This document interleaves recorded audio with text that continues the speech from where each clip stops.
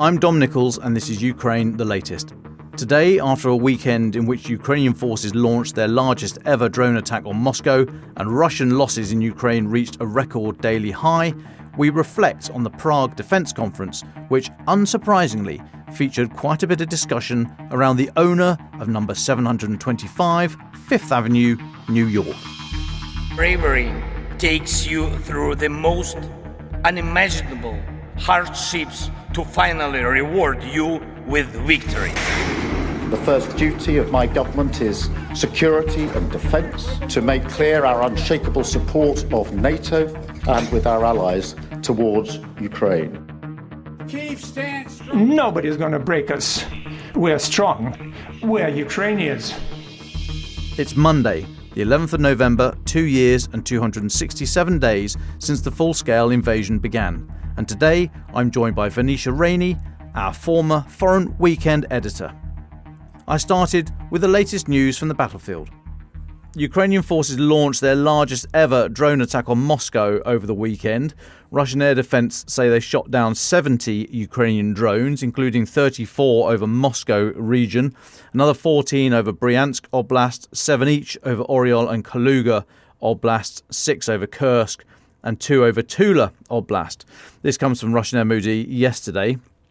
3 of Moscow's 4 airports, so Domodedovo, Zhukovsky and Sheremetyevo, had to close for a short time. That comes from Russia's Federal Air Transport Agency. No reports, no evidence of what got, if anything, got through. However, an earlier Ukrainian drone attack damaged a Russian ammunition warehouse in Bryansk Oblast. That comes from Ukraine's General Staff. There's some unverified imagery on social media of that. Now, sort of in response, I mean, the picture here is there's not an awful lot going on the ground, as we've said for quite a few weeks now, but the air war, in particular drone war, is very, very hot indeed. So Russia launched its largest overnight drone attack on Ukraine. This was overnight Saturday, Sunday, with 145 drones attacking mainly civilian targets. Ukraine's air defense shot down 62. There were, however, drone strikes on Mykolaiv last night that killed 5 people. Also last night, 3 glide bomb attacks on Zaporizhia killed 1, injured 21, including numerous children.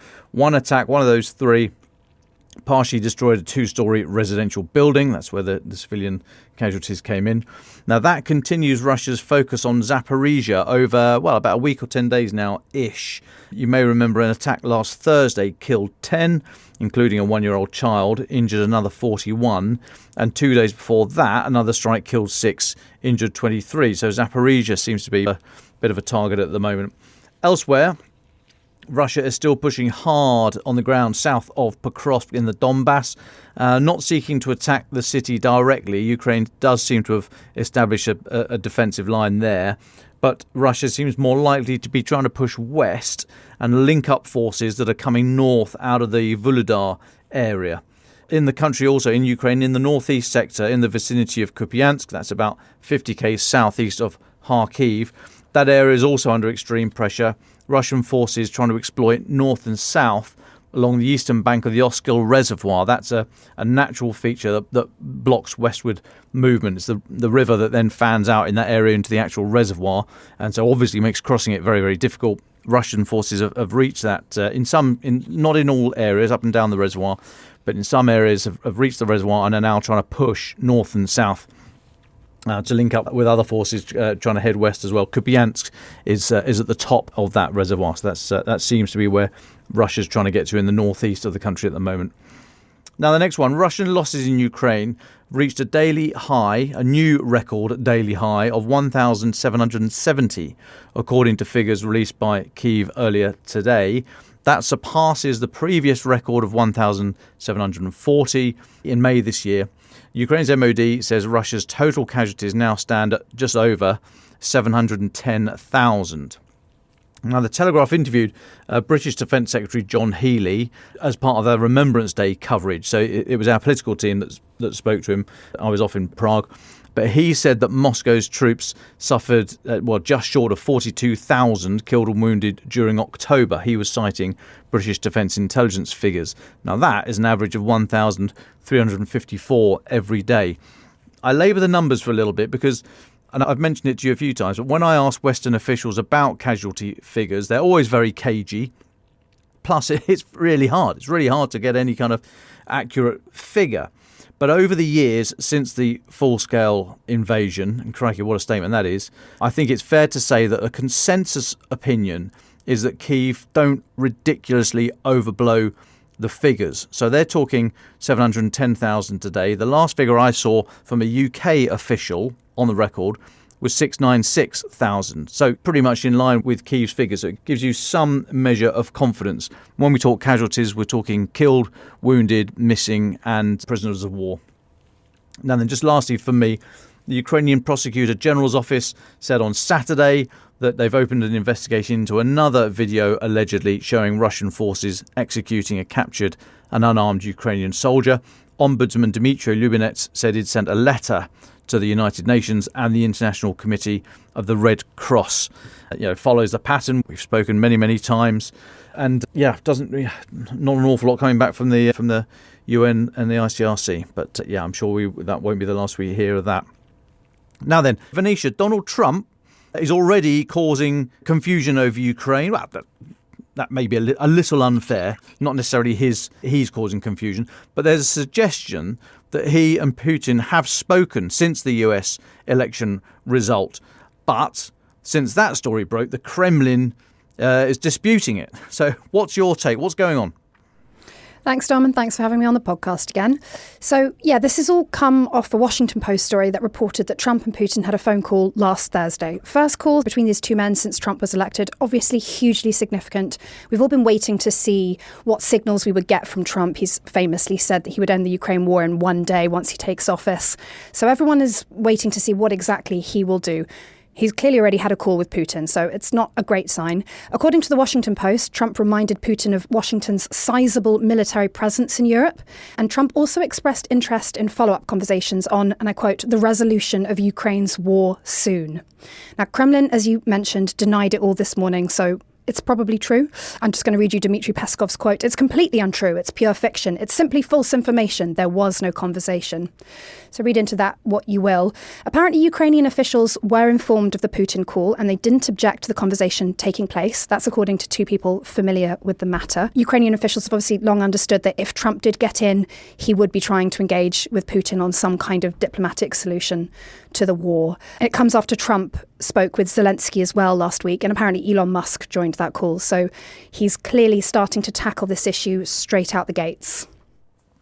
Interesting that Elon Musk was on that call. A lot of talk about is he going to get a position, or rather a formal position in the administration, because he's clearly close to it already. Anyway, Venetia, we are running today. Telegraph's running a story today from our political editor, Ben Riley Smith, saying that our Prime Minister Keir Starmer and the President of France, Emmanuel Macron, they are plotting to stymie any attempt by Donald Trump to scale back US support for Ukraine. Now, Keir Starmer, our PM, he's been in Paris this morning for Armistice Day, obviously the 11th of November. He's left now. He's headed off to Baku for the COP29 Climate Change Summit. But it was the first time a British Prime Minister has been in Paris attending Armistice Day since Winston Churchill, which I think is a sign of renewed post-Brexit relations. Story for another day. We'll have to look at that. But what do we know about this alleged plot about Ukraine?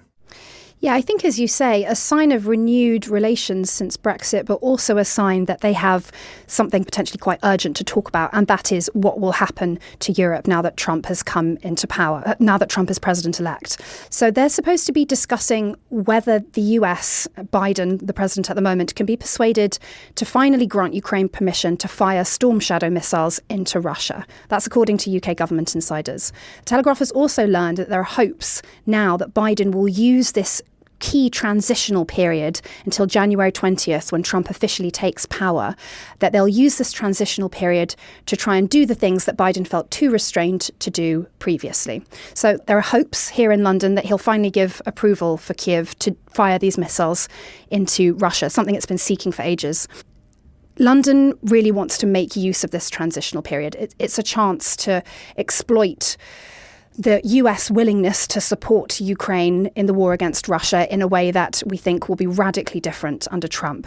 According to a source, Mr. Biden is expected to, quote, turn on the taps and hand over lots more financial aid owed to Kyiv in the weeks before he leaves the White House. There's a snaggle to all of this in that this plan could be seen by Mr. Trump as an attempt to undermine US foreign policy. And that could make relations tricky once he comes into power. But my guess is that Macron and Starmer believe that it's worth a bit of a gamble. And they are worried. I mean, we've had, as we mentioned, the phone call between Putin and Trump. But we've also had Donald Trump Jr., Trump's son, saying that there's no place in his father's administration for war hawks. And that's been interpreted as a sign of the change that we all anticipate is coming. Donald Trump Jr. posted on Instagram on Sunday a video which appeared to mock Ukrainian President Zelensky over losing his American allowance.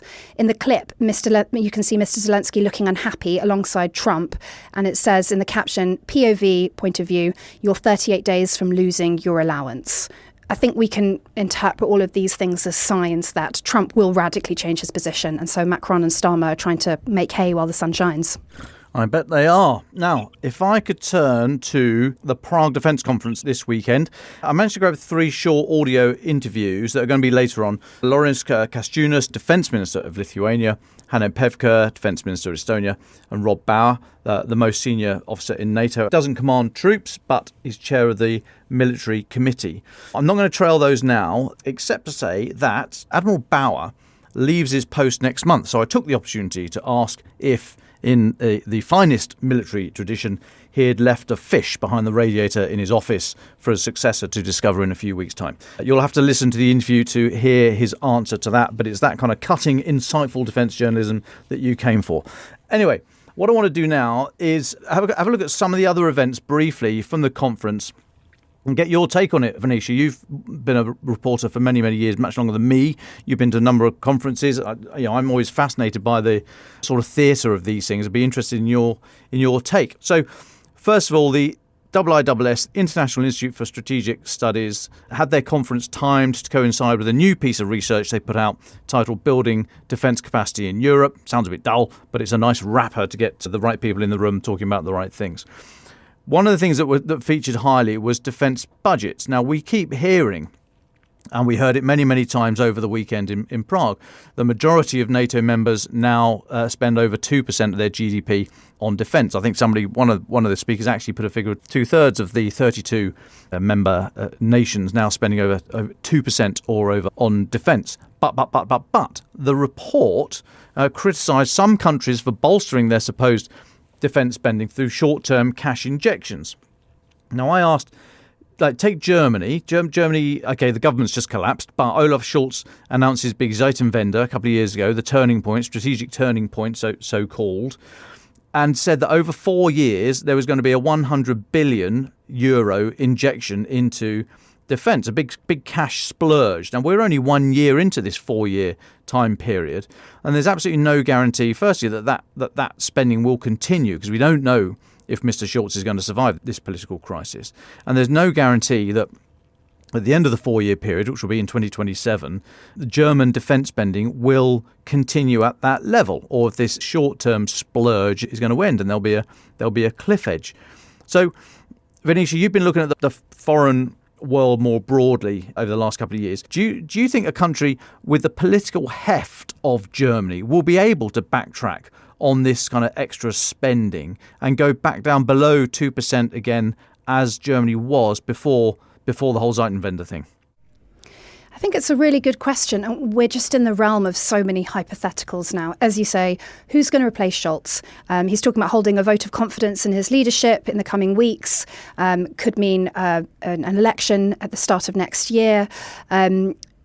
Who's going to replace him? We know Boris Pistorius, as defence minister, has been very critical of the slow movement of the German government to do more to support Ukraine and to boost their defence budget, their real defence budget, as you point out, which is currently falsely elevated by this special fund. Pistorius has been very critical that more work hasn't been done to actually get that underway. So who replaces him? That's the first sort of hypothetical that comes into this equation. The second, of course, is what Trump does. And if there is some kind of solution to the Ukraine war, whether it's palatable to those in Europe or not, if that war does come to an end and European countries can stop providing defensive and military aid and financial aid to Ukraine, I think the pressure will come off European countries to boost their armies and defence budgets in the way that we've seen in the last few years. Is that the right thing to do? Probably not. I know you've debated that a lot on this podcast, but I expect countries like Germany, who would rather not grapple with the idea of an imminent war with Russia and have been slow to confront that potential reality, as we've seen over the last few years, I suspect they might take their foot off the pedal. The question of who steps into that sort of leadership role of continuing to push for us to keep our defence budgets up, it might swing more to the Baltic states, the Nordic states. Maybe the UK, France will continue to take more of a leadership role, as we're starting to see. Olaf Scholz is in the middle of a political crisis, so I don't think we can expect Germany to be taking that role at the moment. But a lot depends on how things pan out in the next few months and years as to whether they take the need to bolster military properly or whether they decide the reality's changed, it's not urgent, and we'll just put it on the back burner again. Yeah, I do. I detected a lot of folk at the conference. They were quite nervous about these special funds or whatever. Yeah, special fund, that was the term that Scholz put on it. Because, I mean, it does look good on paper, but that's on paper. And I think everyone was, you could see that this is all because they're panicking that Donald Trump's going to come and wade in. And they remember last time in Trump 1 when one of the results of many things that happened in that time, but one of the results was that NATO increased its spending. And I think there's a kind of acknowledgement that is probably going to be pushed for again, and a nervousness about where they find the funds. I mean, it's an interesting problem to have. I did speak to a few German colleagues, both journalists and officials, and I was asking them all what's left of Angela Merkel's legacy as we see what's happening in Ukraine and Russia, and they all pretty much rolled their eyes and just said it's just not quite what they thought a few years ago. It's really interesting, that one, the fall from grace of Angela Merkel. Tragic in many ways. We will have to discuss it at length. But very, very, very interesting to see what's happened there. Now, also in Prague, I spoke to Jan Jurez, who's the Deputy General of Policy and Strategy Division in the Czech MOD. And just for confusion, I didn't know whether I should call it the Czech Republic or Czechia. But I was invited to dinner with the President, Petr Pavel, on Friday night, and he kept calling it Czech Republic. So I think I will defer to that. If it's good enough for my mate Pete, even though I didn't get closer than about 100 yards away. I was on table 17, but there we go. But I spoke to Jan Jurez about some of the comments he made, because he said, and this is a quote, "We must stop being squeamish about things that were taboo a few years ago." He was talking about things like cluster munitions and landmines. He pointed out Finland never signed the Ottawa Convention. Ottawa Convention bans anti-personnel landmines because Mr. Jurez says because they knew the threat from Russia. I thought that was a really interesting take. So I had a quick chat with him, and there does seem to be chat, a lot more willingness to discuss these kind of issues about whether or not going back. Okay, humanity, we want to move forward, we want to get rid of these weapons, like to get rid of all weapons and not have war, so on and so forth. History suggests that's not going to happen necessarily. But the taboo on some of these things, landmines, cluster bombs, with all the attendant risks long after the fighting and the threats to civilians, I thought it was quite interesting that this is now being vocalised. One to keep our eyes on. Venetia, but I mean, I don't know what do you reckon? Is the world ready to start rowing back some of these things? It's a bit of a retrograde step to go against some of these conventions, but as we've seen from Ukraine, it's people who do try and uphold some of the international norms seem to be coming off second best against a foe that isn't going to. I mean, what do you think? Is there room here for a bit of negotiation? Yeah, I think there's some room for negotiation. I mean, I think what we've seen, and this goes beyond the Ukraine war to what we're seeing in the Middle East as well, is erosion of respect for a lot of these international conventions and agreements and treaties. We know a lot of things are used that shouldn't be used under international law, and realistically, the scope for people to do anything, international community to do anything about it, is fairly limited. And when lots of people are dying, there are other priorities. I'm unsurprised to hear this chap that you were talking to saying that, but it is interesting and worrying, I suppose, that these treaties that were put in place to protect civilians, all these sort of various agreements on landmines and phosphorus and all of these sorts of things, they're there to protect civilians, and the protection of civilian life, I would say, from the way Russia has been waging its war in Ukraine and the way we've seen other wars waged around the world, has been severely eroded over the last few years. Yeah, I agree. And you'll know better than me because your central role on Battle Lines, our sister podcast, Looking Elsewhere. But if you start going back, you fight hard for these conventions. I'm thinking about what's happening in the Middle East now, Gaza, Israel. But you fight hard for whatever you can get. And each inch forward is extremely difficult politically, let alone anything else. And so it naturally goes against the sort of the human will to just push everything forward and take humanity to a better place, to acknowledge maybe the need to go back on some of these conventions. But yeah, possibly. It's doing the rounds. The conversation's out there, folks. You'll hear it around the bazaars. Now, I also spoke to Laurynas Kasciunas, Defence Minister of Lithuania. He said, and this is another quote, President-elect Trump is right with his peace through strength idea. Now, actually, the peace through strength thing is not a new idea. It's not been Trump's idea. It's not particularly new. It's been around in Republican policy circles for decades. But Mr. Kasciunas said this is a defining moment for Europe. There was a lot of debate at the conference about how Europe can keep the US close. And one of the easiest ways of doing that is to buy more US kit, F-35s in particular. I think somebody quoted to me, in 4 or 5 years' time, there's going to be 500 F-35 stealth fighters in Europe, of which only 50 are from the US Air Force. So Europe is buying an awful lot of US kit. And we know Donald Trump is very transactional. He's a deal maker. I think he used to buy and sell houses in New York or something, a real estate agent, I think, or something like that. Anyway, so he knows a thing or two about business. But if we just buy US kit, that will come at the expense of a European defence industry. So the other side of thinking about this is that Europe should develop more strategic autonomy, i.e.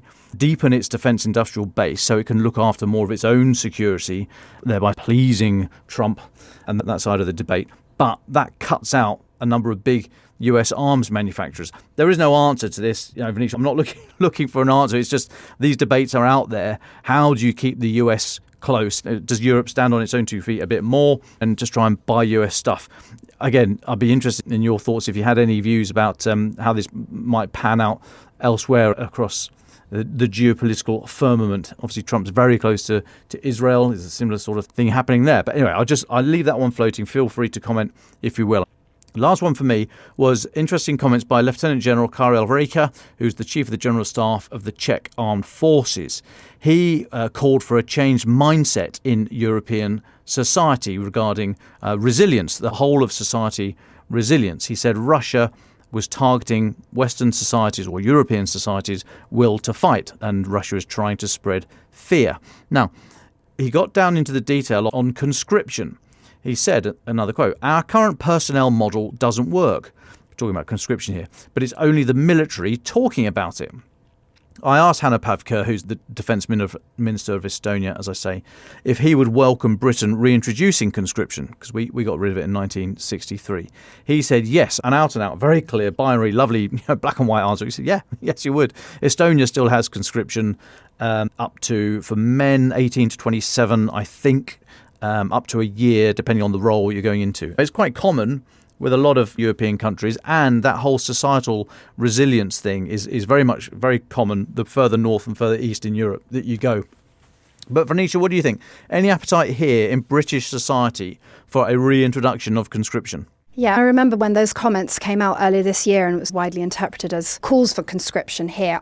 I think so much of it depends on what the cause would be that we feel we are being asked to conscript for. And obviously, conscription wouldn't work on a per-conflict basis. But, for example, if Russia invades another country in Europe and then they bring in conscription here, I can imagine greater popular support for something like that, particularly if the government at the time, whoever that is, and in this hypothetical situation, manages to make an emotional enough case for it, which I think, to his credit, Boris Johnson was very, very good at doing, creating that link between what's happening in Ukraine and why it's relevant and vital for British people to care, even though it's a long way away. If you had a government that was able to do that successfully, I can see there being some appetite for conscription. There would certainly be backlash as well, particularly given the casualty numbers, which you were talking about earlier in this podcast. And if Russia did choose to fight a war of attrition and this hypothetical new front. Not a welcome prospect, I would imagine, for many British people to die in a war like that. If it was something else, for example, China invading Taiwan, I can't see there being the same sort of appetite. I don't think the link is there for British people to feel like it's our cause to fight for in the same way that people do feel that Ukraine is our cause to fight for. And we have the memories of war in Europe. Today is an apt day to be talking about that, given it's Armistice Day. I think those echoes are still there. So I think it's a bit context specific, but I'd be interested to hear your view, Dom. Is this something that the military would even want, conscription of the general public? That's a really interesting question. And the part of the problem here in the UK, I think, is that we get hung up just on that first bit of the question. Should we have conscription? And people say, oh, my God, we couldn't have a load of football hooligans in uniform, etc., etc. And of course, when we speak to our European colleagues and colleagues elsewhere around the world, that bit, the conscription bit, is just the start of the conversation. And largely these models are there not so that you get a huge number of people in the military for a very short period of time. Some of the models, I think in Estonia, you serve for 4 months up to 11 months, but that model is not uncommon elsewhere. So you're going to get nothing out of these people really for just 4 months. But what you're doing is you're just giving them a little view, a little understanding to try and inculcate some of the values of your military society, etc., etc. So it's those ideas so that the military is not so divorced from society. And therefore, when the balloon goes up, if the balloon goes up, you've got people much more who see themselves much closer to the need to serve and carry out duties other than what they might get up to in their regular life, for example. Whereas we in the UK, we don't have that second bit of the conversation. We don't talk about how resilient is society. What would happen if the banks, all the holes in the wall if you couldn't use your card for 48 hours, would society collapse? We don't even have that conversation. So we can't get past the should you have conscription. It's just seen as too much of a binary discussion at that point. There was a minister from Sweden's MOD who said they've just embarked on a new 10-year, I think it's called civil defence strategy or something like that, where they're revamping how they knit together all areas of government work, from health to transport, education, but through the lens of national security, really, up to and including refurbing old and building new bomb shelters in Sweden. Bomb shelters, that's what they're doing. That's through the debate. They've got the money for it. They're rolling it out.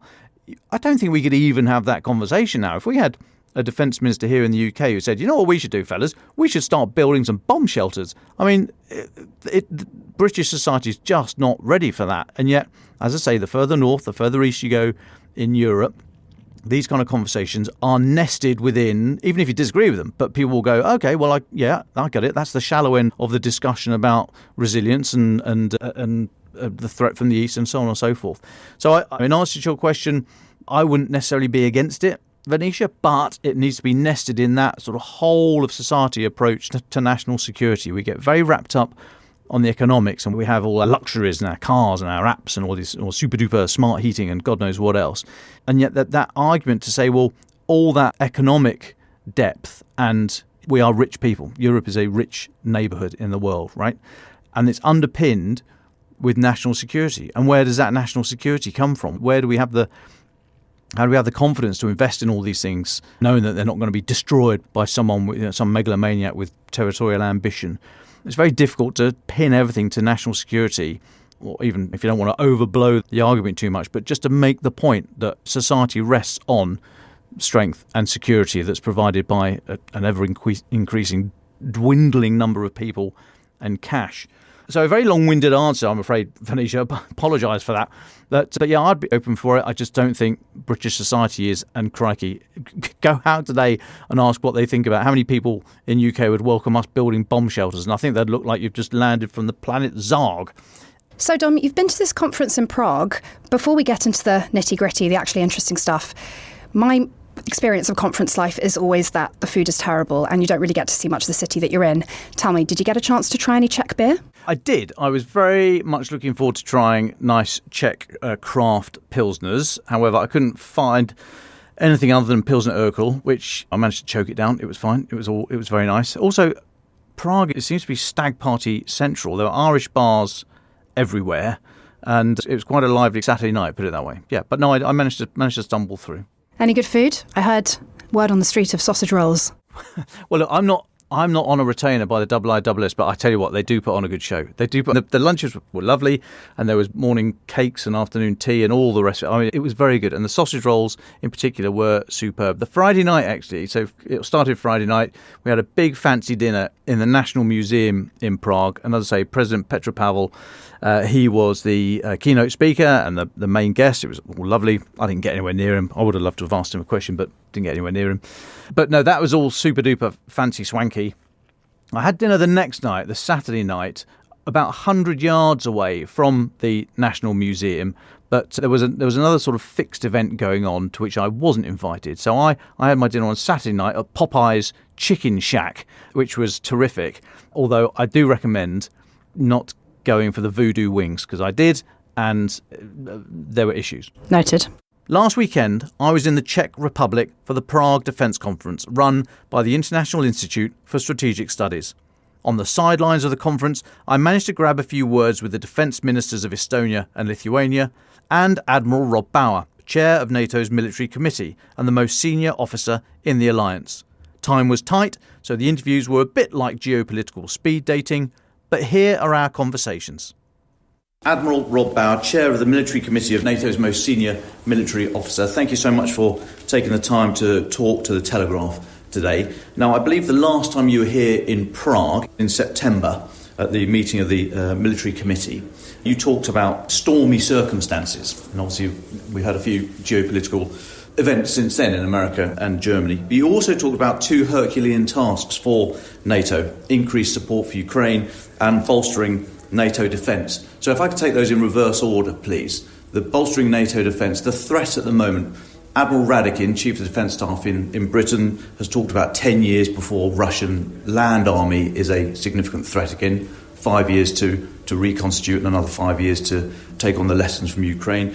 Estonian intelligence talked about Russian mass to be expected in a decade. Norway's a bit more gloomy, talked of 2 or 3 years. When do you see a significant threat again from the Russian land army?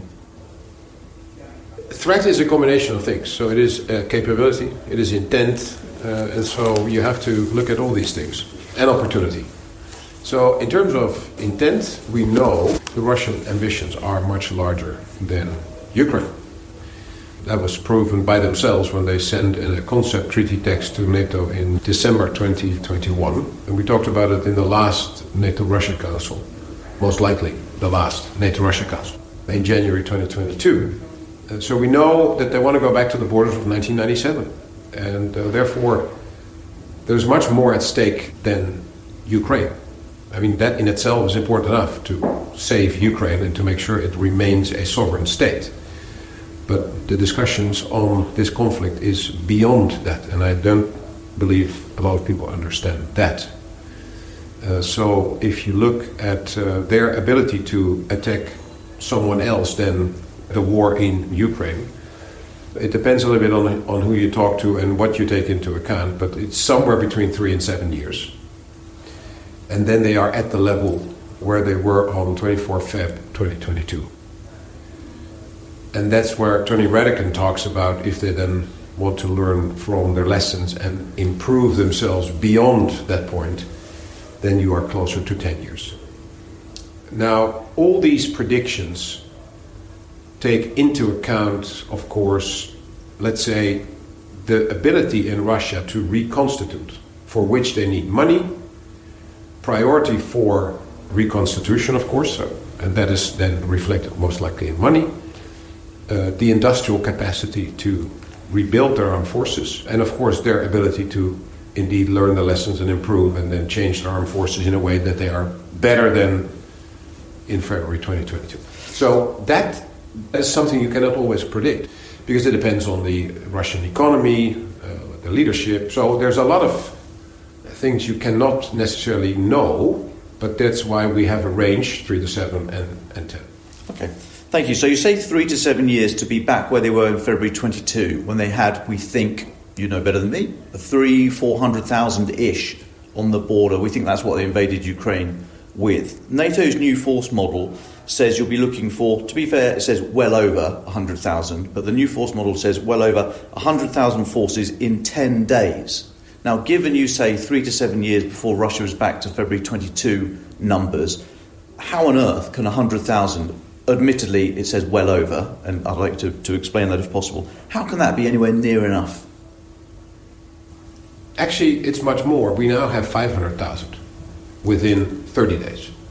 And so we are able to counter that threat. But you'd need to activate them early. Of course, and that's based on intelligence. Because there's two elements. I think the number of troops in Ukraine is now larger than when they invaded. So it's not the numbers where they have a problem, but it is the quality of those soldiers. And it is the capabilities that they have. So they're now using material vehicles from the tanks from the 1960s. So the quality of the Russian army, the land forces in particular, have gone down. Not the numbers, they are bigger than they were in February 2022. So it is a combination of the two. And if they are going to move 100,000 forces, we will see that. When they assembled themselves around Ukraine, we saw that build-up of forces for 4.5 months. And so when you move 100,000, it's easy to see, but even a brigade of 5 to 10,000, you will see. So in that sense, I think there is time to respond if this build-up of forces is there. And so we have, in that sense, a bit of time. The one challenge for us, and that is connected to being ready for deterrence and defense ourselves, is that we now know what we have to do. We know how many capabilities we need in land, maritime, space, air, cyber. We know that's the whole combined set of capabilities that we need to defend and deter against Russia as a threat and the terrorist organizations. The next step is that we need to buy what we don't have now. And that's where the problem is at the moment. So my priority, my main concern at the moment is not that we do not have enough forces, etc., but that we cannot buy actually what we need to buy. We know what we need to buy. We have money, but the chiefs of defense tell me I can't buy anything. Well, I can buy something, but I hear 2035 it will be delivered. That's too late. Well, I was going to ask you about the critical enablers, part of the new force model. As you say, at the moment you've got challenges, regardless of whether there's any diminished US support for NATO in the coming years. But where are you weakest in those critical enablers such as airborne surveillance, air refueling, etc., etc.? Where is NATO currently looking to? I hope you understand I'm not going to be specific because this is a open source discussion, so we're not going to talk about confidential stuff. But we know there's a number of things that we have to improve on, and one of them is in the land domain, the enablement. Because in order to be able to fight with divisions and corps, you need not only the mechanized brigades and divisions, but you also need all the other weapon systems and support elements around them in order to be able to fight with a division on the move. And that is something we haven't been doing for a while, because we had corps headquarters that we used in Afghanistan, and they were basically commanding the troops that were there, but those were not necessarily their own troops. It was troops of all the nations that were there. And we were bloody good at it. But now we expect an Army Corps headquarters to command a corps that is fighting, that is moving in the area of responsibility. And we need deep fires, we need attack helicopters, we need engineering, we need communications, we need all those things. There's been a lot of underinvestment, to put it mildly, in the last 30 years. So I think that is one of the areas where we have to focus on, especially in the land domain. And then I think in the maritime and in the air domain, we are much better because I think there the numbers are better and a number of investments is going the right way. I think F-35s is a good example. Within 6 years' time, we will have 500 F-35s, of which only 50 US in Europe. So that is, for us, good news and bad news for the Russians. So I think in air we are in a better place, although air defense is an area where we need to improve significantly. Because, again, this is one of those things where nations thought themselves to be safe forever, and that's no longer the case. And therefore we need to improve and ramp up the defense production much faster, because everything, the way we have set up our economy is just in time, just enough. And now we have to be able to respond to a peak demand signal, as with the pandemic in pharmaceutical and in the medical world, which was also a problem, and now in the military. So that is what we need to focus on. If I may turn to the second of the two Herculean tasks you identified, that of support to Ukraine. You've warned that a peace deal too favourable to Russia could undermine US interests. So 2 questions, if I may. What do you see would be too favourable to Russia, and what vital interests does the US have in support for Ukraine? First, I would say that if there is peace negotiations in Ukraine, I said I cannot imagine that allowing Putin to walk out of that deal as the winner is in the interest of the US. I think in general we have a Russia problem. If they win, they will come out of that conflict thinking you can get away with breaking the rules-based international order, so why not do it again? It will lead to other nations thinking, hey, this is interesting, you can break the rules without consequences. Actually, you can come out as the winner. So that is not in the interest of the United States, because it is a much wider discussion. If you can break the rules and you gain something from it, that is not in the interest of the US, if you look at their interests in the world. So if there is talk on a quick peace deal in Ukraine, whether it's 24 hours or if you look at it a little bit broader, like very quickly, then I think the US will have to look at it with a wider aperture than just Ukraine.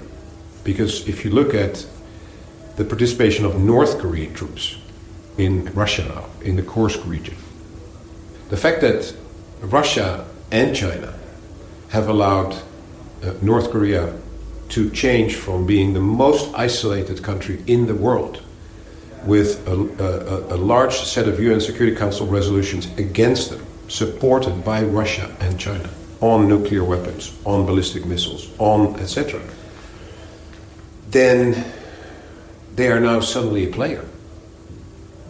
And suddenly that means that if Russia gives technology to North Korea, whether it's on nuclear, whether it's on ballistic missiles, whether it's on satellites in space, that is a problem for the US as well. So what I'm trying to say is, if you want to make a peace deal in Ukraine, you have to zoom out, especially as the United States, to look at North Korea, Iran, China, and Russia, and how does a deal in Ukraine affect your relationship and how they respond to things in the world later as a result of that. You mentioned North Korean troops in Russia and potentially in Ukraine as well. If I may, you used a rather passive phraseology. You said it was China allowed it to happen. Could North Korean troops be in Russia if China was not happy about it? I think it's a bit guessing. I'm not in China, I'm not in Russia. But the fact, until very recently, North Korea couldn't do anything without explicit permission of China. The way they have worked together with Russia, based on a bilateral discussion between Russia and North Korea, without the explicit consent of China.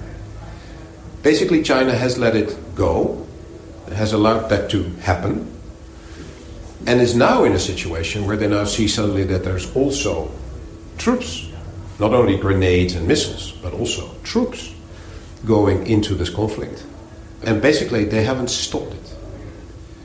Basically, shortly after the deal was made between Putin and Kim Jong-un, the Chinese president met with Kim Jong-un, and basically they hugged and said, we're good to go. So this is very concerning, that both China and Russia allow a nation basically to slip prison and go out there and do the things they want to do in order to basically help Russia try to win the war in Ukraine, because they needed more troops. And now they have somebody else's soldiers being slaughtered at the front. And last question, you're soon to leave post, I understand. Looking back, has the job been as you'd hoped it would be when you took it over? Would you do it all again? And what one piece of advice would you give to your successor?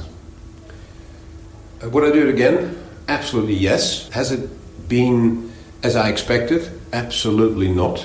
I mean, to give you an idea, when I arrived in June 2021, President Macron talked about NATO as being brain dead, and 2 months later we had to leave Afghanistan in a rush. And I thought this is going to be 3 long years. We're going to have discussions on lessons learned in Afghanistan for the next 3 years. And of course then basically in November it became clear the Russians were building up forces around Ukraine. And of course, February, it changed it all. And suddenly, NATO is one of the most relevant organizations in the world. So there's no discussion on why are we on Earth, what is our raison d'etre. I think everybody understands that very clearly. We've changed our direction considerably from crisis response operations to collective defense again.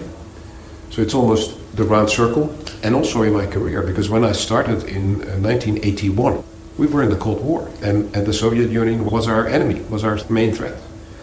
And when I, unfortunately, I must say, but when I leave the Dutch Navy and the Netherlands Armed Forces, Russia is now again our threat, and we're back at collective defense. So in that sense, it's been a fascinating and professionally very rewarding time, unfortunately, as a result of very bad circumstances, which is sad in itself.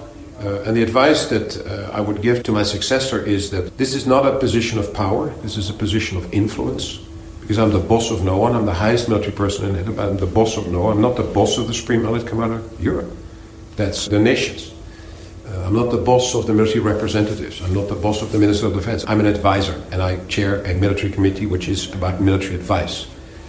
So everything is about relationships, and it is about adding value to the people you talk to. And if people see that, if people believe that talking to you adds value to them, then they will talk to you again. And if that happens time and time again, then you will have influence, because they want to listen to you and they're interested in what you say. So it is about building the relationship, building trust, showing that you want to add value to anyone you talk to. I think that's the most important thing you need to do in this job. And have you left a fish behind the radiator in your office? No, there is no radiators. Admiral Rob Bauer, thank you so much for talking to Ukraine the Latest. I was keen to find out how key NATO members, particularly vulnerable to future incursion, viewed the changing geopolitical landscape. One in particular was Estonian Defence Minister Hanno Pevkur. Estonia not only shares a border with Russia, but, quote, has emerged as a staunch advocate for Ukraine, pushing its NATO allies to step up military aid and make long-term commitments to Kyiv's defence. Mr Pevkur has been at the forefront of this effort. Earlier this year, Estonia, Latvia and Lithuania signed an agreement to create a joint Baltic defence line against future Russian attacks. I began by noting the significance of the date we were meeting. We're speaking on November the 9th, 35 years to the day since the Berlin Wall fell, taken as the best ready reckoner for the end of the Cold War. And yet, we heard earlier on from General Sandrak, the NATO commander of Multinational Division North East that covers your part of the world, that if we overlaid the area of land in Ukraine that Russia has taken over the Baltic states and Central and Eastern Europe, that would be 60% of the Baltic states gone. Tallinn, your capital, would fall to Russia. How confident are you that your colleagues in NATO see the threat from the east as clearly as you do? Well, when I'm sitting behind the table in NATO, then I have no doubts that there is a very clear understanding that Article 5 is ironclad and the support from the allies is ironclad. So the question is rather that when the threshold will be in this position that we say that now is Article 5. Luckily, we have also other options for cooperation. We have joint expeditionary forces, we have Nordic-Baltic cooperation. So it's not only Article 5, it's not only NATO. But nevertheless, we all have to understand that the threat assessment probably are different, what we are doing and how the allies are seeing that. But nevertheless, I believe that the common understanding is very clear. Russia was, is and will be the main and only threat to NATO. It's encouraging you say that there is that common understanding of the threat, because I noticed we had a talk earlier on one of the sessions from a Swedish defence minister who was talking about resilience and societal resilience and how this is much stronger the further east you go through the alliance. He was talking about this new 10-year civil defence strategy that they're launching in Sweden, which is going to include upgrading and in some cases building bomb shelters. Now we, on the western side, certainly in the UK, we are a million miles away from this kind of conversation and societal resilience and conscription. So do you think that's just the way of life? Is that a healthy difference of opinion, or is there a fundamental misunderstanding of how resilient our societies all need to be? Well, I do not believe that it's a misunderstanding or wrong assessment. It's rather the question that how deeply are you affected of that in the history.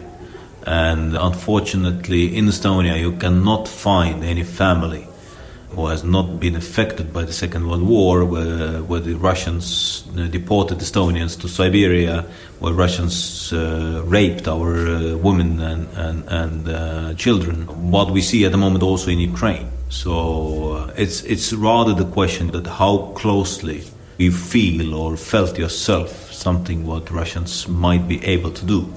And this is why, of course, we all understand that the situation is different, that we face the reality that Russia is our neighbor, and the river Narva, which is the border river between Estonia and Russia, is the border of civilization. So unfortunately, this is the reality. We cannot change the geography, but what we can do is to pursue our good allies, how the situation really might look like when we are not investing enough to our defense.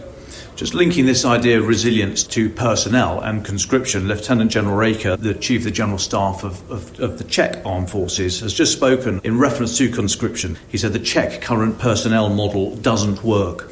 As you were talking about the need for wider conscription, he said, however, it's only the military talking about it. Now, you do have conscription in Estonia, compulsory military service for men 18 to 27, I believe, up to a year's service thereabouts, in the military and government service, I should say. Would you welcome that wider conversation elsewhere in the alliance over conscription? It bubbles up occasionally. Would you welcome it being raised in the UK, for example? I welcome discussing about that, what kind of military, what kind of structure, what kind of army do we need to face the possible threat and to defend ourselves as an alliance. And of course in Estonia there is no question, we all understand that Estonian wartime structure, which is around 44,000 troops, consists also reservists, and our army is based on the reserve army. So we have the professionals, we have voluntary defense league, which is the territorial defense forces, and we have the conscription service, so which means that each year we are educating around 4,000 boys and girls to be ready to fight for Estonia, to defend Estonia. And of course, we've done many other things. First, we've introduced the curriculum for the educational system. In the last 3 grades of the high school, you will get also the introduction to the defense. So the wide approach to defense. We are having a lot of different courses for politicians, for entrepreneurs, for journalists, and we have educated in 25 years around 2,500 top policymakers, top decision makers. Now we started also with the civil defense courses. So this is what we do, because we see that the society as a whole has to be ready. So I really do hope that in other societies we have the same discussions. Up to the country to decide. When we have a big country like UK or Germany or France, maybe it's not necessary to have the compulsory conscription service. But maybe there is some kind of mix for smaller countries. Yes, probably the only option is to have the conscription service. Now, if I could just talk a little bit wider for a moment. This week's been quite seismic with the re-election of Donald Trump in the US and the collapse of the German government. There was an article yesterday in the Wall Street Journal quoting anonymous Trump staffers about what some form of peace plan for Ukraine might look like. And they were suggesting NATO troops, specifically not US, but a lot paid for by the US, NATO troops inside Ukraine on the line of demilitarization, whatever that would look like, and no NATO membership for Ukraine for 20 years. What's your reaction to that? Well, first I would say that we have to ask from Ukrainians what kind of situation they would like to see after this war will be over. We know that they want to take back all the territories. We also know that this is a very challenging task for them to achieve. And of course, if anybody, it doesn't matter, is it anonymous Trump staffer or somebody from official sources will say that we know exactly how the peace will look like, then I believe that they're wrong. Because For us at the moment, it is important to help Ukraine to fight this war, but not only to fight, but also win this war. And of course, many speculations. You can read different experts, you can read different speculations in the media, but I do not see that these speculations help somehow to win this war in Ukraine or to end this war in Ukraine. Viktor Orban said earlier this week at the political summit in Budapest that increasing numbers of European leaders are coming round to the idea that there's a need for a ceasefire in Ukraine, and he said that number had increased since the Trump election. Do you agree with him? Well, this has been the position of Orban since day one, and we all understand that he's not ready to help militarily Ukraine, and his position is very clear. Our position is also very clear that we have to help Ukraine as much as we can and as long as it takes. So, very clear understanding that you cannot even go into negotiations from the weakened position. So you have to be strong, and I really do hope that Trump will also take this old good Reaganism to his positions, that peace to strength. And I've heard from many Republicans that this could be also the position of Trump when we talk in general. So, but specifically, of course, we don't know at the moment how it will look like for Trump's administration, who will be in charge of the State Department, who will be in charge of Pentagon, so who will be the National Security Advisor. So many unsolved issues still on the table, but it doesn't change Orban's position somehow. Now, you've just said that you would wish to see support for Ukraine for as long as it takes. Can you define as long as it takes, please? For me, that means that when Ukrainians say that either we're ready to negotiate or they will win this war. So, of course, I would prefer that Ukrainians will win this war rather sooner than later. And that means that Russians are out of Ukraine, because this is about the values, this is about the principles, and this is about the rules-based world. And this is why we have helping Ukraine from day one to get back all their territories, what are lawful theirs. So this is the case. And of course, every day we see there somebody talking about the fatigue, but I don't see how this discussion about fatigue or something will help Ukraine to win the war. I see that these troops in the trenches, they need to see the light at the end of the tunnel. That they need to see that we are giving them sword shadows, we are giving them scalps, we are giving them towers, we are giving them enough ammunition. We're not giving them Taurus yet. Well, I think we should. Of course. Do you know something I don't? I know that they need that.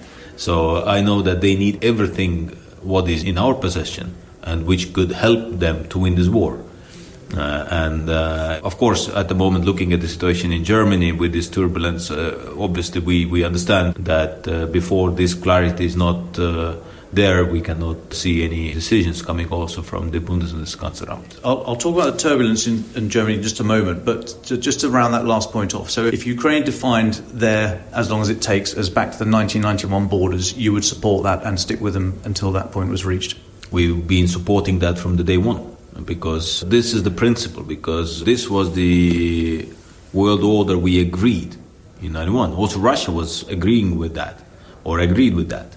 Russia was the one who signed also the Budapest Memorandum. And now claiming that this is something what belongs to them, this is not something which is respect to international law. Unfortunately, we see all the time that Russia is not respecting international law. They are just taking the international law to that position that it doesn't exist for them anymore. We see where they are bringing people by force to Siberia. We see that they are raping women. We see that they are, also when we take the Baltic Sea, damaging the infrastructure. So very briefly, the turbulence in German politics with the collapse of Olaf Scholz's government, is that just politics as normal, or should we be more concerned than normal? Has this come at absolutely the wrong time? Well, I would say that it's not politics as normal, but I would say that it's politics. And this is the beauty of, if I may say so, this is the beauty of democracy, that you don't have dictators. You have democracies. Also in Britain, we saw the change in the government. So this is the case that people are saying that who should be the leaders of the country. Not the leaders will say that who will be the people they are governing. So this is the difference. And as long we are keeping these values, as long we are fighting for democracy, as long we can also believe that the free world is still what we live in. Well, it's nice to have Britain's recent political turmoil with our number, however many prime ministers we've had, described as a bastion of democratic success. Mr. Pevkur, thank you so much for talking to Ukraine the latest. Thank you very much. As well as signing up to the Baltic Defence Line, Lithuania is taking strident and permanent counter-mobility measures on parts of Lithuania's border with Russia's Kaliningrad to shore up against possible future invasion. Lithuania's Defence Minister, Laurynas Kasciunas, has been vocal about the importance of extending an invitation for NATO membership to Ukraine, something that the US, among other allies, are resolutely opposed to at the moment. Mr. Kasčiunas spoke at the summit in the main plenary session, at one point saying, "War is not hypothetical. The enemy is at our gates." With this in mind, I asked him if NATO was ready to repel the enemy at the gates or make sure that those gates weren't breached. Preparing, but not yet ready. What is good, what we have new NATO defense plans, new generation defense plans, which is based now on not only what we have in our stocks, what we have in our capabilities, but what we need to have for creating credible deterrence and defense architecture. So thinking is good. Moving is little by little in a good direction, but of course it's not enough. If you look at defense spending, 2% is a history. You need at least go to 3 and plus. Of course, it depends on which NATO region we are talking about. Eastern flank, 3 plus, even 4, and we are moving to the 4. But psychologically, philosophically, we also should be ready. Sometimes you can still hear what is crisis situation, Putin is bad, but look, it will somehow normalize after some agreement on Ukraine, and everything will go back as business as usual. It won't, not with Putin's Russia. Even if Putin will leave somehow, it does not mean that Russia will change. It's authoritarian, deeply rooted state and society which has no freedom, and it's easily socially engineered. That's why we need to be very careful when we're thinking about business as usual. That's why I'm saying it's an existential threat. We have intentions, imperialistic intentions. It's deeply embedded the identity. It's not about only one person, one thing. Another thing, we can do a lot of in war economy, reestablish our capabilities, and everything now depends on the Ukrainian situation. If Ukraine fails, or we have new frozen conflict, which will let for Russia to reestablish its forces, we will have new testing of NATO or another imperialistic adventure from Russia in several years ahead. I'll ask specifically about Ukraine in a moment, but just before we move on, you mentioned the defence budgets there, and we've heard time and time again at this defence summit about how most NATO nations now pay the 2% minimum, but some of them, looking at Germany, have bolstered it with a 4-year big spending splurge, and we're in year 1 of that 4-year period. No guarantee that after year 4 the 100 billion that they're put in is going to be continued. So actually, how many nations are meeting the 2%? And do you think it's fair that people are trying to get the credit ahead of a new Trump presidency for meeting the 2% when actually they're not? According to my statistics, we have now 23 NATO countries which are already reaching 2%. Several years ago, it was only 8 of them. So it's quite good improvement, but it's hard. Society is asking why we need that, and so on and so on, because we have economical problem, inflation, economic growth is very little, and it's a problematical field now. But if we want to be in the context of Trump confident in ourselves, to be responsible for our security, we need to do more. And I think we should say with first Trump, he's affected positively the defense increase. Even for Lithuania, if you ask how we perceive first Trump term, we have now American troops in Lithuania, and it came to Lithuania during the Trump time. So I think we need to, of course, be more active in the defense spending. But I know how it's hard to do. But I think little by little we are increasing, and when Germany is already on 2%, German brigade is coming to Lithuania. I think it's a breakthrough. Yeah, I mean, Germany's putting a heavy metal brigade into Lithuania as part of NATO's enhanced forward presence. Yeah. Yes. Now, in Budapest earlier this week at the meeting of political leaders, Viktor Orban said that the number of European leaders coming round to the idea for a need for a ceasefire in Ukraine is increasing. And he said it had increased since the Trump election. Do you agree? Probably there are some arguments for such kind of thesis. Because Putin tried to have a blitzkrieg in Ukraine. When he failed on blitzkrieg, he went to this long, devastating war, expecting breaking will of Ukrainians, putting Ukraine into the crisis, and also making fatigue in Western nations. And it's little by little happening, and that's why the peace talks always is much more popular when supporting the delivery of weapons. But what we need to know is what kind of peace, under what kind of conditions. If its conditions is Russian rules-based peace, but Russia controls the territories which we take from Ukraine, it will be another frozen conflict which will help to Russia to reestablish the powers and go further in the next few years.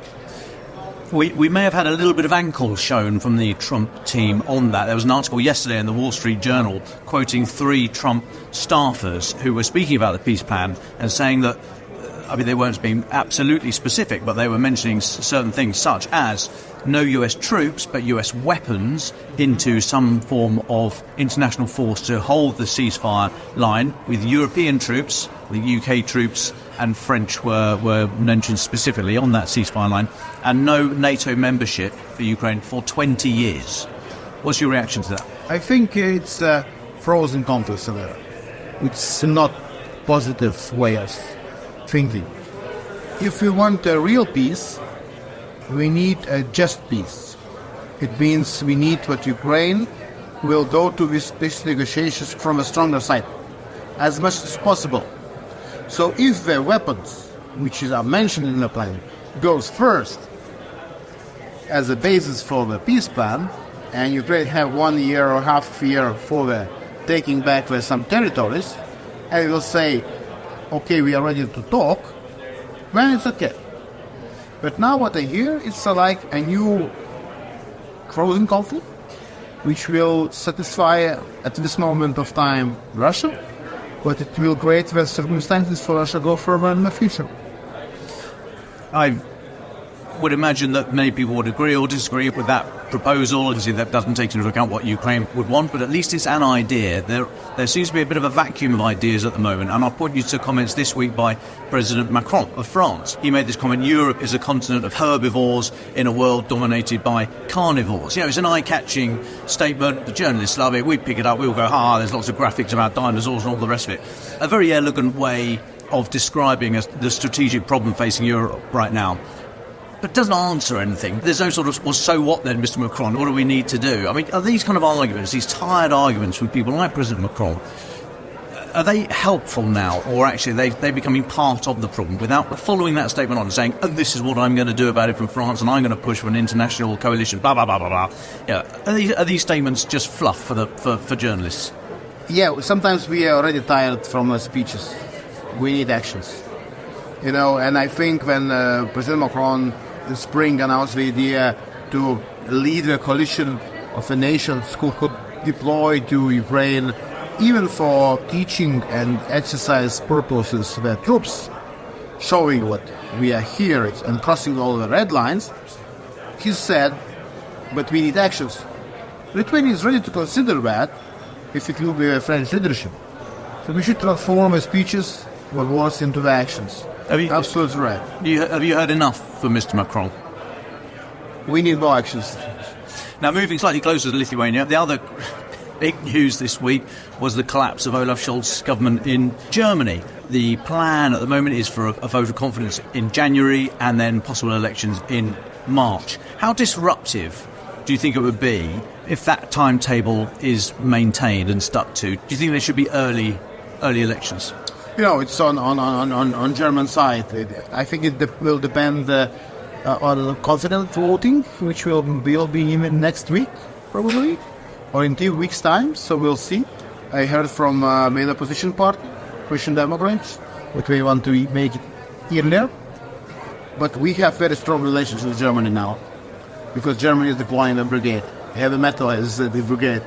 I'm sure with elections, a new political cycle will not somehow interrupt into this brilliant project, which is very helpful for eastern flank, for deterrence and defense. Two arguments. One argument is we trust in Germans' work. When they sign the treaty, they implement it. So we have trust in Germans. Another thing, next elections, it will be probably, with some rise from radical parties, but not rising so much for creating something radical coalition. Christian Democrats probably will be the favorites. It could be even the grand coalition with Social Democrats, which is very possible. And Christian Democrats are the center-right party, which we have very good relations. We are also, my party is the EPP party, People's Party in Europe. We are conservatives. We are working using the Adenauer Foundation's frameworks. We're supporting the Brigada Litau in our country. So I don't think that here we will have some changes. I'm sure we will not have. Okay. Now, the Director General for Policy in the Czech Ministry of Defence said at this summit we should stop being squeamish about things that were taboo. And he was talking about cluster munitions and landmines. He raised the point of Finland has not signed the Ottawa Accord on landmines, saying that they recognise they need that capability. They've decided they need that capability because they're bordered with Russia. Do you think we should slay some of these old demons and the taboos? In the spring session, we denounced the Cluster Munition Convention of Oslo. We have Ottawa for personal mines, and we have Cluster Munition Prohibiting Convention from Oslo. The Lithuania were the only country in the region 12 years ago ratified this convention, and now we denounce it. So, according to United Nations regulations, in March next year we will be free to buy, to train, to exercise with cluster munitions. Absolutely. When Russia is using everything against you, you should not bind your hands. And Ukrainians are saying to us, Ukrainians are in Ottawa Convention. And they are saying it's a disadvantage because Russians are going forward and we need to have effective tools. So we should not be naive. We should not, I understand, disarmament idea. It's like a very interesting idea when all sides are bound to the rules. But when you disarm and others disarming, so where is the logic of that kind of conventions? So sometimes we should not, the good humanitarian purpose should not be used by enemy, adversary. So little by little we should go, be more brave on that. You think that the days of the Oslo and the Ottawa Accords are gone? Oslo, I think, in the Eastern Europe, yes. On Ottawa... Oslo being cluster munitions. Yeah. Yep. That's yes. Yep. On Ottawa, it's much more sensitive. And just finally, please, Ms. Kasciunas, there's a lot of people that listen to our podcast who are very, very anxious about the world at the moment, very nervous, and these are troubling days. As you look to the future with political turmoil in Germany, a fairly flaccid France, and the prospect of a second Trump presidency, how do you see the future? Are you optimistic? And what's your message for those people listening who are very, very anxious right now? I agree with now we have strategic uncertainty stage of our international relations. But I would not draw the apocalyptic scenario in Trump. I think we can find new modus operandi with Trump. We need to be more active on the containment of China, containment of Iran. We are better on defense spending, procurement for the United States. Many arguments are in our pocket. So let's wait at least half a year. I think we will see a clear picture. But I hope that Trump's idea of peaceful strength, which came from Ronald Reagan heritage, it's a good idea. It's a good idea. If United States, and he's promising that we will increase defense spending, they will create the United States as a hyperpower, which all adversaries should respect. So for the allies, it will be okay. So I will not draw apocalyptic scenarios in Trump. And why should everybody listening to this pod visit Lithuania? Last question. I am a football fan, but we don't have strong football teams. But, we have nice, pretty country, friendly nation, with great nature. So please come to Lithuania. We are friendly people. Mr. Kasciunas, thank you so much for talking to Ukraine the Latest. Coming up, we hear final thoughts.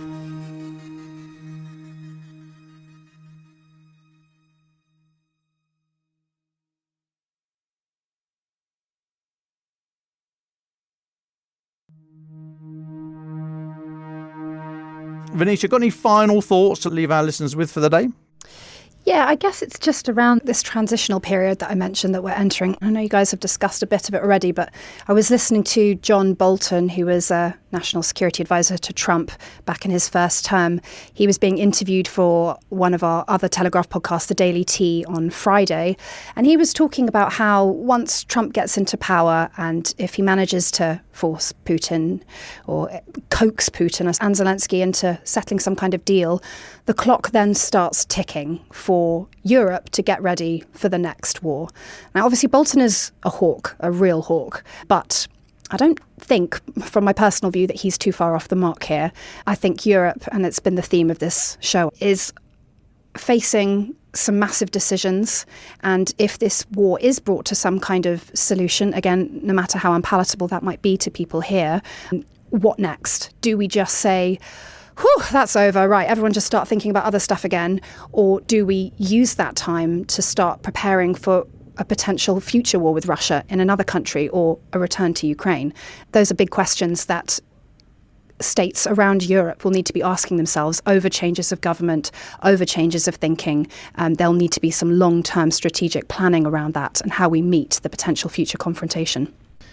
Thank you. And for what it's worth, my final thought linked to that would be, how easy is it to have those conversations discussing long-term national security requirements when we have very short, many fixed, but certainly short electoral cycles in a democracy, and many more pressing and attractive issues that might get the domestic political votes. Interesting. Anyway, we're in for a bumpy ride. We are, continuing on our bumpy ride. Ukraine the Latest is an original podcast from The Telegraph, created by David Knowles. To support our work and stay on top of all of our Ukraine news, analysis and dispatches from the ground, please subscribe to The Telegraph. You can get your first 3 months for just £1 at www.telegraph.co.uk/Ukraine the Latest. Or sign up to Dispatches, our foreign affairs newsletter, bringing stories from our award-winning foreign correspondents straight to your inbox. You can listen to this conversation live at 1 p.m. London time each weekday on X Spaces. Follow The Telegraph so you don't miss it. To our listeners on YouTube, please note that due to issues beyond our control, there is sometimes a delay between broadcast and upload, so if you want to hear Ukraine the Latest as soon as it's released, do refer to podcast apps.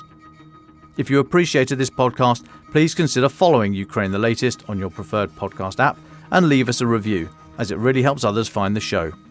Please also share it with those who may not be aware we exist. You can also get in touch directly to ask questions or give comments by emailing ukrainepod@telegraph.co.uk. We do continue to read every message. You can also contact us directly on X. You can find our handles in the description for this episode. As ever, we are especially interested to hear where you are listening from around the world.